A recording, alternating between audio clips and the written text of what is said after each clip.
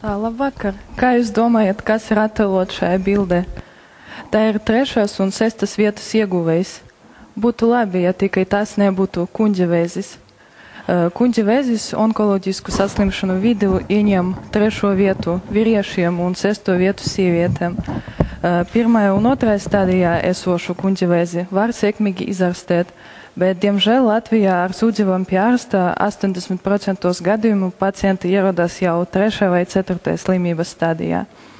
Vieni no faktoriem, kas palielina kuņģevēža attīstības risku, ir kuņģa audu atrofija, jeb audu samazināšanas, kas ir saistīta ar šūnu barošanas traucējumiem, un metaplāzija, jeb gļotādas iekaisums. Atrofijas un metaplāzijas pakāpe tiek noteikta analizējot kuņģa audu paraugus, kas tika paņemti endoskopijas procesā, kad caur pacienta muti gremošanas sistēma ievada speciālu optisku instrumentu un veic nepieciešamas manipulācijas. Šī ir invazīva metode, jeb tāda, kas ir saistīta ar iejaukšanos cilvēku organismā. Attīstoties veselības aprūpes sfērai, arvien populārākas kļūst pašdiagnosticēšanas tehnoloģijas, jeb tādas, kas balstās uz piederības riska grupai noteikšanu, izmantojot neinvazīvas apskates datus, tādus kā pacienta anketēšanas datus, asins analīzes datus un citus.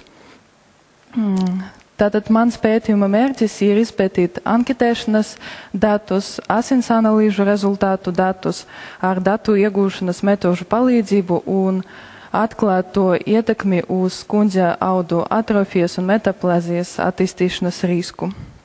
Tātad, kas tad vispār ir datu iegūšana? Datu iegūšana ir datos paslēptu saišu atklāšanas process. Tātad ar to palīdzību mēs varam atklāt, kā un cik cieši dati ir saistīti savā starpā un analizēt tos, lai iegūtu noderīgu informāciju.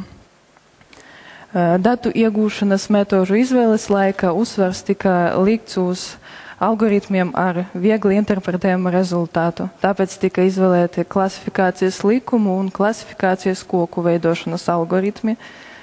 Tātad mana rīcība tika iedota datu kopā, kas sastāv no cilvēku, kas piedalījās šajā pētījumā, anketēšanas rezultātiem, to asins analīžu rezultātu datiem un izreicinātam atrofijas un metaplāzijas pakāpēm.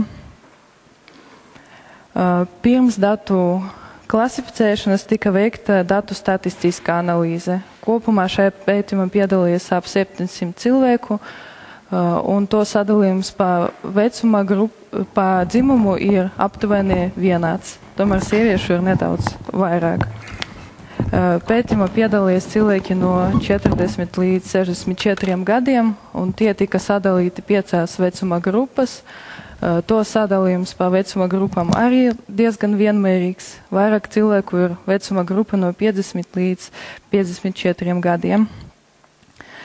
Piedāvātā anketa sastāv no jautājumiem par cilvēku ēšanas paradumiem, piemēram, cik bieži cilvēks ēd žāvētus vai kupinātus produktus, cilvēku kaitīgiem ieradumiem, piemēram, cik daudz cilvēks smēķi vai lieto alkoholu, cilvēku dzīvesveidu, piemēram, cik daudz stundas diennakti cilvēks guļ, un to slimībām. Atrofijas un metaplāzijas pakāpes tika analizētas izmantojot Olga un Olgi metodes. Olga metode izmantojama, lai klasificētu atrofiju pēc 4 stadijām, savukārt Olgi metode klasificē metaplāziju arī pēc 4 stadijām.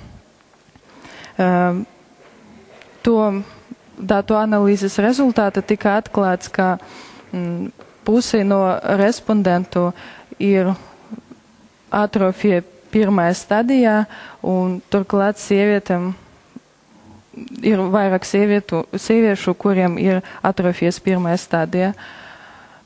Metaplāzijas gadījumā situācija ir nedaudz labākā, jo pusē no respondentu nav metaplāzijas.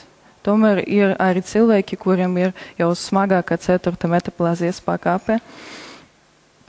Tātad vēlreiz schematiski attēlojot manu darba mērķi, mans uzdevums ir izanalizēt piedāvātus anketēšanas datus, asins analīžu rezultātus ar datu iegūšanas metodēm un novērtēt to ietekmi uz atrofijas vai metaplāzijas esamību. Runājot kopumā par manu pētījumu, es varu teikt, ka līdzīgi pētījumi jau tika veikti un tagad tiek veikti, bet tomēr šī joma ir diezgan plaša un šeit ir vēl daudz, kas jāizpēta.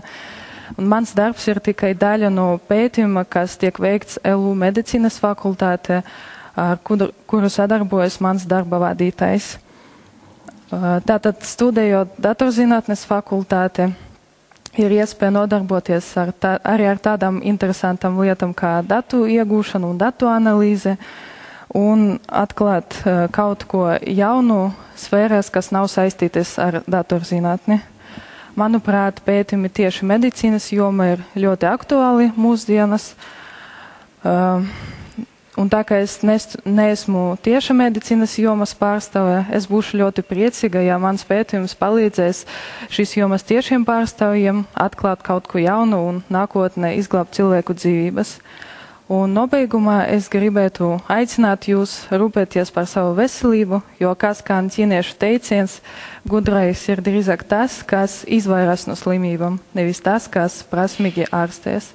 Paldies par uzmanību!